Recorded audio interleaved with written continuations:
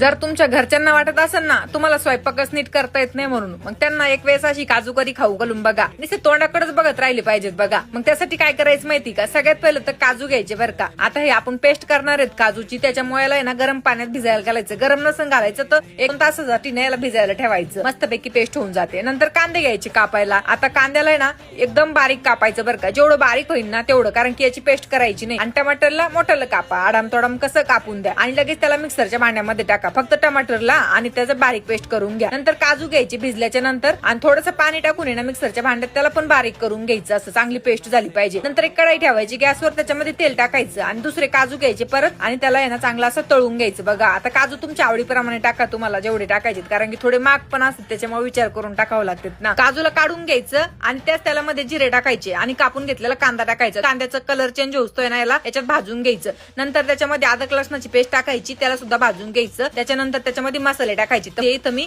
लाल मिरची पावडर, थोडीशी धन्याची पावडर, थोडीशी हळद आणि थोडासा गरम मसाला आणि थोडीशी पनीर मसाला टाकलाय. आता हे मसाल्याला चांगलं मिक्स करून घ्यायचं आणि टमाटरची पेस्ट टाकून द्यायची याच्यामध्ये. आता मीठ टाकायचं चवीपुरतं आणि ह्या मसाल्याला चांगलं तेल सुटूस ना भाजून घ्यायचं. नंतर काजूची पेस्ट टाकायची याच्यामध्ये आणि आता चांगलं थोडंसं तेल सुटलेलं दिसलं का मग याच्यामध्ये आता आपण पाणी टाकणार आहेत बघा. आता पाणी जास्त पण नाही टाकायचं, कारण की काजू करी थोडीशी घट्टच असते बघा, त्याच्यामुळे गरम पाणी टाकायचं बरं का याच्यामध्ये. आणि उकळी आल्यासारखं झालं का मग याच्यात आपण तळून घेतले होते ना ते काजू टाकून द्यायची आणि एकदम असं मीडियम गॅस बारीक गॅसवर आहे ना याला 7-8 मिनिटं मस्तपैकी उकळी आणून घ्यायची. आता बघा एकदम मस्तपैकी तेल सुटलेलं आहे आणि रेडी झालेली आहे. आणि नंतर आता गॅस बंद करायच्या आधी ना थोडीशी कसुरी मेथी हातावर चोळून टाकायची आणि आता गॅस बंद करायचा आणि लगेच वाढून घ्यायची. खायला असली जबरदस्त लागते ना, तुम्ही ज्यालाही खाऊ घालताना ते नुसतं खुशच होणार आणि तुमची तारीफ करीत राहणार बघा. माझ्या घरी जर मी बनवली ना तर तो दिवस नुसता माझा आनंदाचाच असतो. तर तुम्ही सुद्धा एक वेळेस बनवा आणि मला कमेंट करून नक्की सांगा.